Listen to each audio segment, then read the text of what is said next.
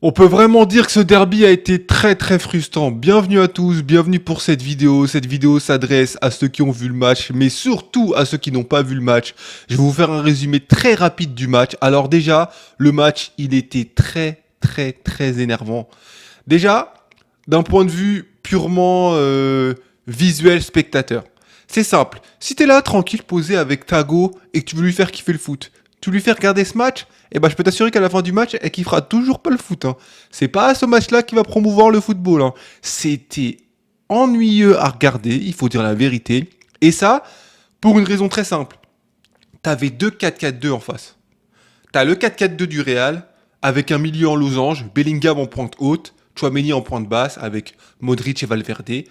Et en face, t'avais un 4-4-2 à plat, avec Sorloth et Griezmann devant, Alvarez sur un côté, ce qui n'a absolument pas fonctionné, ni pour Alvarez, ni pour Sorloth, parce qu'on essayait de balancer des parpaings sur lui, mais Rudiger et Militao, ils ont bouffé Sorloth, mais bon, ça, c'est le football, on en parlera après, mais déjà, le fait que il y avait deux 4-4-2 où chaque joueur était concentré sur son rôle de il faut pas que je me laisse déborder sur le côté, il faut que je reste sur mon côté, que ce soit à gauche ou à droite, au centre, il faut bien que je presse, etc.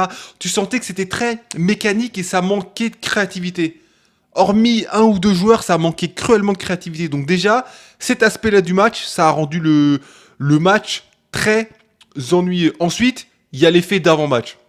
Pour ceux qui n'ont pas suivi, t'as des supporters de l'Atlético Madrid qui ont menacé Vinicius de faire des insultes racistes, etc. Voilà.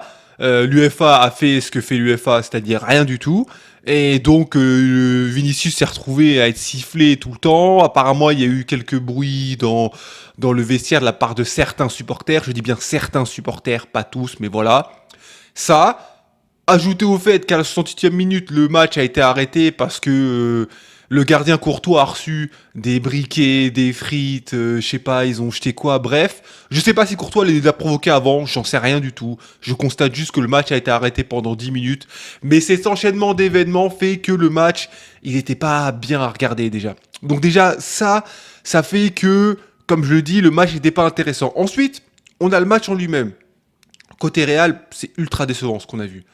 Parce que il y a des joueurs qui sont pas au niveau et je trouve qu'il y a des joueurs qui sont trop protégés. Il est temps de dire la vérité. Modric, il a fait une grande carrière. C'est un grand joueur, même une légende, il n'y a pas de souci. Mais Modric, il a fait son temps. Là, aujourd'hui, il est plus en rythme pour jouer au Real Madrid.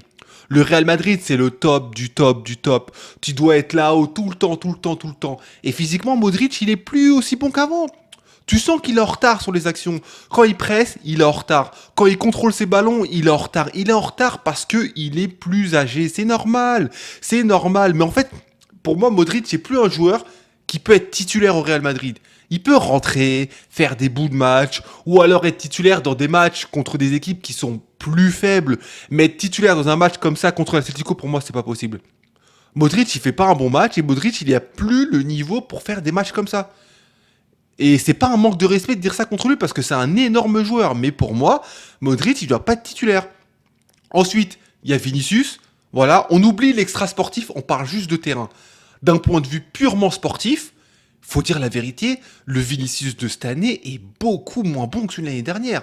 On est très loin du Vinicius de l'année dernière. Et la vérité, c'est que si d'autres joueurs faisaient les mêmes performances que lui cette année, on l'aurait descendu. Si Mbappé avait le niveau de Vinicius actuellement, on l'aurait descendu. Mais là, Vinicius, il est un peu protégé d'un point de vue purement sportif parce que les gens sont, au lieu de se concentrer sur le football et de dire que footballistiquement parlant, Vinicius, il y a peut-être des choses à lui reprocher, non, les gens vont parler de son comportement, vont parler de ce qu'il véhicule comme si c'était le seul joueur au monde à crier. Bref, c'est pas le sujet, mais ce que je veux dire, c'est que footballistiquement parlant, il y a des trucs à dire. Il est pas au top actuellement. Il est pas au top. Et ça s'est senti sur le match parce qu'il a pas fait de différence hier, par exemple. Il a quasiment pas fait de différence. Ensuite, t'as Bellingham qui revient de blessure.